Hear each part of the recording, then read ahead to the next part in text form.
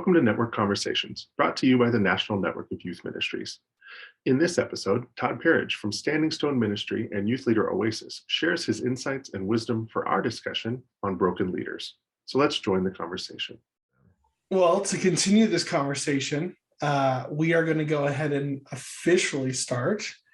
And Wayne is going to introduce our guest and our topic. And so I'll hand it off to Wayne. Yeah, I have a really good friend who just texted me that, oh, great, now I have to compete with a cancer story. And that's not what we were trying to do, Todd, to you. So, yeah, so as we were talking about the conversation about what do you do in that time of stress, Todd actually has created a space, a literal space for youth workers at the end of May. That kind of was along these kind of lines where he could create a space where youth workers could get together and just process around other youth workers. And so we just came away from that just a couple of weeks ago, and it was really, really great time to get away. But Todd's been a good friend of mine for, I don't know, man. How long have we been friends? Like official so over Facebook. a decade now. Yeah, I know. Yeah. So like 10 years ago, we took that picture of us in the at that camp on toilets together. So sounds really weird. I probably should have said it different than that. Maybe you should have shown the picture. That's maybe less weird. We were outside in the courtyard, not in. I was going to say, maybe we don't want to see that picture. So. Yeah, right. No, we jumped into, like, we were camp speakers together at a camp and walked beside students who were broken, and just that friendship, we were able to walk beside each other in many different throes in ministry. And so I'm so excited to see what God's got, the calling that God has placed on Todd's life. And so Todd, man, thanks so much for being here. Tell us a little bit about yourself and about what you do.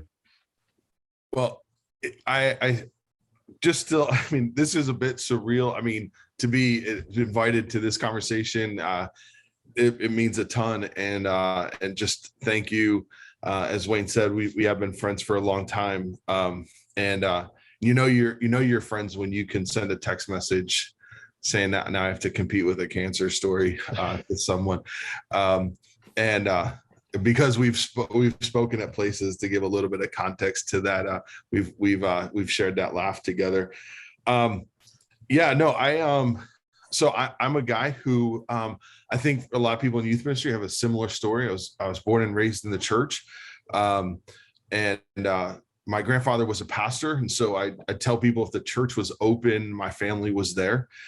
We were just that family, and so church was always a part of my life. When I hit middle school, the kids who were in the children's program with me that I loved, like I was all about the speeches and the songs and the all those things that we did in kids ministry. And when I got to middle school, all those kids stopped coming to church, and I found myself alone in a small church. And so I kind of was like, well, I'm going to check out too. And my mom wouldn't let me. Through a course of events, I was made to go to a winter retreat, where on this winter retreat, God got a hold of my heart. I rededicated my life to the Lord on that weekend. Went back to that camp in the next summer. Now I'm like, a couple of years have gone by. I'm like now in high school. I'm working at that camp, become a counselor at the camp. And on the first night of the first week, share the gospel at the cabin and lead a kid to the Lord. And I remember just thinking, God, if you let me do this for the rest of my life, that'd be awesome. And really felt in that moment as a 16, 17-year-old kid, whatever it was, that God said to me, this is what you're going to be doing for the rest of your life. So ended up at Cairn University and here outside of Philadelphia, and met my wife there. Once we graduated, we got married the October after graduation, and the June after graduation, I was I was placed in a church as a senior pastor. Church was about 45 people, and the average age was 70. My wife and I are 23. So recipe for success, as you might imagine. But it started actually working with a student, like a youth group. Like we started a youth group of neighborhood kids, and just kind of was like, man, this is what I like, going back to the camp days. This is what I'm supposed to be doing. So that kind of began our journey for 26 years doing student ministry. And as at our last church, as time we knew that time was coming to an end there for us. We started asking the question, what's next? We honestly looked at NNYM. Is this something, because of Travis Deans and Wayne Morgan, and what they have meant to me, I was like, this might be a real option. But we felt it was more than just connecting youth workers. It was really caring for them. And that we just couldn't shake that call. And so after some research and some great conversations, we found an organization called Standing Stone. And under their umbrella, we started a ministry called the Youth Leader Oasis, that we just provide soul care and coaching for youth pastors and spouses for free. So everything is free and everything is confidential. And, with the statistics that are out there that really don't seem to change unless they're getting worse, that like 60% of pastors can't identify a good friend. That's a concern. That's both of our worlds, because even when I was in ministry, a lot of my friends were the other youth pastors in town. But one of the things that the networks, I found that I needed something else, was that if 40% of youth pastors are in burnout, the average is 47% of the spouse is in burnout. And just kind of like, man, okay, as networks, how do we bring our spouses to these events and meetings and relationships? The two of the numbers that really kind of stick out and probably bother me the most is that, again, and we could have this conversation if you want to argue these numbers, we can, because I feel that I always find other research, but it always kind of circles back to these two numbers, which is the average career length of a youth pastor is around 4 years before they're doing something else, whether that's in the church or outside the church. And that 18 months still seems to be a number that we come back to, that's the average length of a youth pastor's stay at a church. And so with those kind of numbers being out there, and the ministry of Standing Stone, we really feel that that was a good spot for us to care and to coach youth pastors and spouses. And so a lot of what we do is one-on-one, whether it's like this on a Zoom call or sitting together knee to knee, eye to eye, which is obviously the preferred, or phone calls or text messages. There's a lot of just kind of one-on-one work. And it's great because the question that you asked is kind of, where do we go? And sometimes it is to a person. I believe it was John mentioned kind of going to a place where, like in this youth room, like where you experience the presence of God and you go back to that. So one of the things we've done with our ministry is we've partnered with camps, because we know as youth workers, camps are kind of our place. And so we've partnered with 3 so far.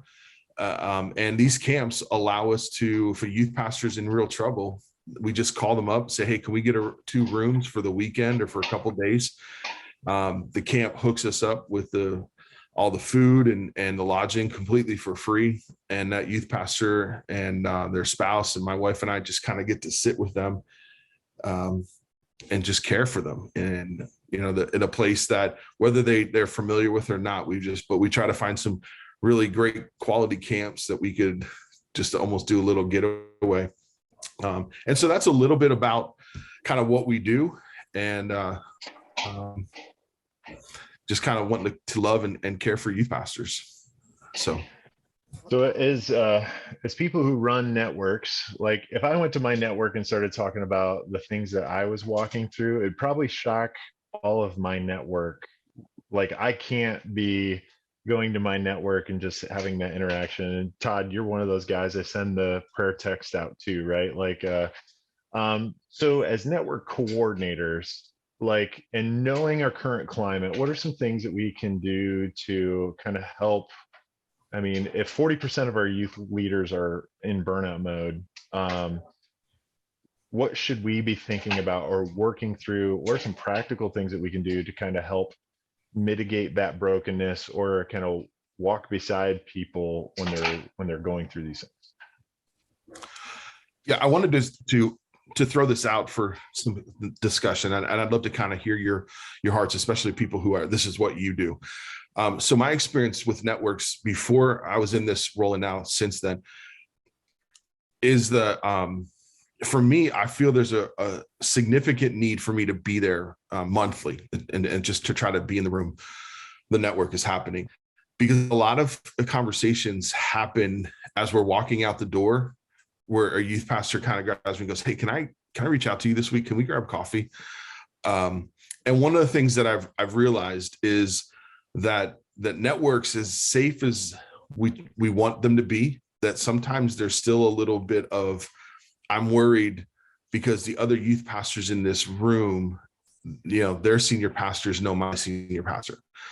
And what if they just happen to say something or, share something. And so sometimes those conversations, they need to happen in a place that really does feel safe and secure. And so one of my questions is like, how do we develop that culture within the network? And are you guys as network coordinators in a spot where you are available? And that's your shepherding heart. So my guess is that's a rhetorical question, right? Like that if somebody pulled you aside and said, "Hey, can we grab coffee?" and you knew they were hurting, it's like, yeah, let's do that today or tomorrow, right? And so that was kind of one of the areas where I see networks is like that launch pad for some of the deeper care and coaching that can happen. And I feel like I'm right there, but I'd love to hear what you guys think. So Todd, would you go like as the leader of a network, would you say, "Hey guys, I'm available if you ever want to talk outside the room," to set that invitation? Or will you just by position just think they'd reach out to you? Yeah, I definitely make that offer available. And especially just saying like what we do, and I say, yeah, we offer free, coaching and soul care. It's completely confidential. Like people are like, "Oh," it's not like they're like, "Oh, can we talk?" It's usually, I can see them like, they're just filing that and just going, "I need to remember that." Because I probably need to even reach out to him this week. And that's a lot of what I experience at the network level.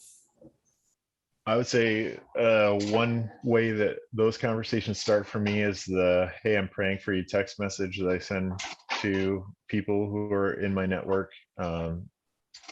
Because a lot of the times the network meeting is a little bit more strategic, or it's like, "Hey, we're meeting together." It's like an obligatory lunch. "Hey, we're getting together and this is my downtime. This is when I get to laugh and tell stories." So for me, sometimes it's that conversation happens, to let them know that I'm thinking about them beyond just when they're in the meeting that I run. So. Yeah, and this again, it would be another question. It's definitely not rhetorical. I'm just genuinely curious. Do you think that within network, different cultures, that I feel like there always exists a little bit, it's like in the underlying, that competition, right, between churches and youth groups, and so to admit that things at your church are not going well, right, to share in an open forum, I think some people are just like, I really can't do that because everyone thinks I've got it all together, or everyone thinks like I'm at the big church or my ministry's growing or whatever, and so that I wonder sometimes if the networks where people don't share some of those things because they're just a little they're afraid of what people might think of them if they really were to share what's really going on. Oh, I think that's a great question. I know I've been involved in many different youth ministry networks, and I think it depends on how long the guys have been meeting on a regular basis and get to know each other, get to really totally trust each other. And then, when you get some new guys coming in there, they're usually a little bit shy about opening up a whole lot. And then the longer that they continue to come and get to make friends, then they begin to start opening up a little bit more. Hey, That's been let's do something. Let's break into just a couple smaller groups and process this a little bit more. There's like 3 questions that'll go in the chat room, which I think what you're leaning into, John and Todd, is how do we make our network safe for hurting people? Like, what does that look like? How do you know when you're hurting as a leader? Because sometimes that can be us, right? And then when you get the call from another hurting leader, like what's the plan? Or do you have a plan? And then what maybe the plan should be? Feel free to pause the video here and think through these questions yourself or with the group that you're viewing this with. When you're ready, unpause to hear more of the conversation and the takeaways from the youth workers that joined us live. Absolutely. What's one takeaway for you from this time that'll just be helpful when you talk about dealing with hurting people, either yourself or somebody else? one of the great things that I think it was Dan that shared it about the weekly email. Not only just, getting ready for the network meeting and that sort of thing, but to do the weekly email just to help encourage and let people know I'm praying for you. That's good. Along with that, multiple times we heard how important a simple text can be saying, "Hey, I'm praying for you," especially when it's outside the expected time frames or group activities. Really good. And then Josiah said, "I need a text that I'm praying for them and actually pray for them." Absolutely. And then Mark said, "I need to be sure that I say I'm available for anyone that might need to talk further." So say, "Hey, I'm available." And then I put the caveat, just make sure you got the time to be available for them. If you're going to do it, that trust factor, that's a big one for me. I'm the one who falls into that sometimes. Hey, yeah, that sounds great. I'll be there for you. I'll do it. And I forget. Yeah, I guess I would ask as someone who's in a network, right? And not necessarily part of the, like the national network. So are the expectations, are the expectations unrealistic to move from the allies to the confidants with some of the people in that group? That I realize not with everybody, but as I look back on the networks, and it really was, the network was the launch pad to deeper friendships, right? It was, hey, can we get lunch? And then that one lunch turned into a couple lunch to like every other week. And then we were meeting at the network and we were, partnering in ministry, doing things together. But all of that, none of that happens without the network. And so how do you create that, that soil that can produce those deeper friendships if people are looking for it, and most of the time, most of the people in there are looking. You think about the guy, the woman who moves from another state, right? And they're in a different area. Like who are they hanging with? Who are they going to see Top Gun with, right? Like that some of those friendships really kind of, I think, can develop. But I think I guess that's the question I'm asking from someone who's most of the time been a network attendee. That are those expectations unrealistic? I want to echo Todd with that. That's what I was going to share too, that without the network, you can't really get deeper with people necessarily in a safe place. It's kind of like a testing ground of you're hanging out with people and you're just kind of talking about life and ministry. And then you see those people that are more regular, like they come more regularly, or they're starting to open up a little bit more. And those are kind of the ones that you kind of see like, okay, I can start to build a relationship with this person or whatnot. I kind of look at it as like youth groups with youth groups, small groups. I typically tell leaders, if they have 8 to 10 kids or 12 kids, they cannot build a mentor relationship, a very close relationship with every kid in their small group. But it's through the small group that you start to get to know them better. Then you can now choose 1 or 2 that you kind of click with, they click with you, you've had some pretty good conversations so far. And then it's a matter of either asking them, or maybe they ask you, hey, can we go out? Can we talk more? So I think it kind of happens naturally as long as you continue to be faithful and you yourself are there, you open yourself up. And then like we've been saying, you are the leading example of reaching out to people. You are the leading example of texting people, of following up. And I think it's going to happen. God's going to bring the people together that need to be together for whatever he's trying to do. I'd agree with that too, Isaac. I think part of it with networking is it doesn't have to be confined to the network leader doing that. Invite everyone that's at the meeting. Hey, you can be this for someone else. Just that helps create that environment where it becomes part of the culture and not just an expectation of the one that's leading that particular gathering. I do like stirring the pot there, Dan, because I do like the allies confidant language, because I think sometimes it's good to have a language for it. That's awesome.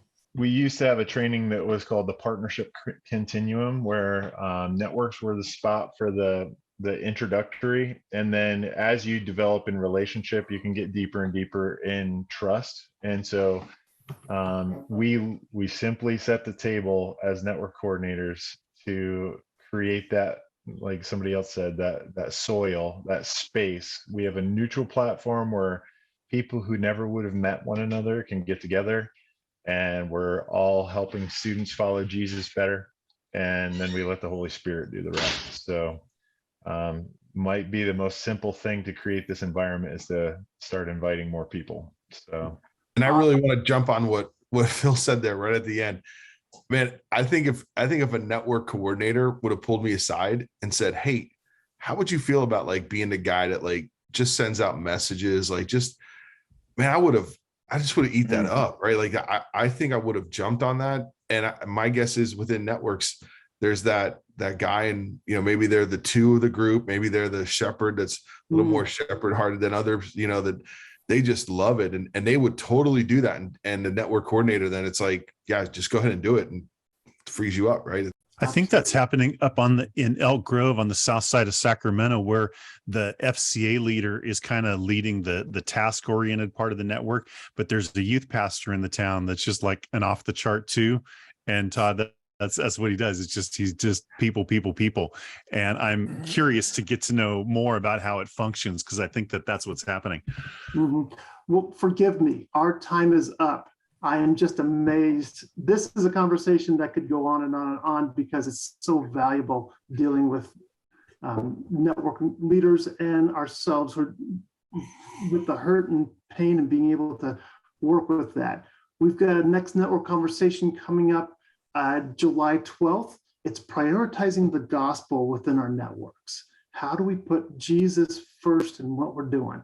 And it sounds easy. Sometimes we just lose it. So next time we're doing that, we'll have a follow-up. We'll have Todd's information in there so you can make that deeper connection if you need to. Let me go ahead and pray for us. And we'll have a conversation afterwards that we can hang on and still talk if you want to. So we'll stick on for another half hour. But right now, I'll close it up for those who need to leave. Thank you, Jesus, for Todd, for the ministry you've worked through him, that heart for all us and the heart that we have to shepherd hurting leaders. I just pray that we can always go to you first and go to those who are safe, and create that safe environment for people to deal with their pain and their hurt. You are amazing, God. We need you so much. So be a part and be in the middle of what we're doing as we network youth leaders to equip teenagers to share the gospel. Amen. Thanks for viewing this network conversation, brought to you by the National Network of Youth Ministries. We hope it helps you to set the table for unity and further conversations with other youth leaders. Any shared links are in the comment section on NNYM's YouTube channel. While you're there, feel free to like and subscribe. If you want to join our next conversation or training, you can find upcoming live events on our Eventbrite page. You can also connect to a local network leader at nnym.org. We're here because we are better together.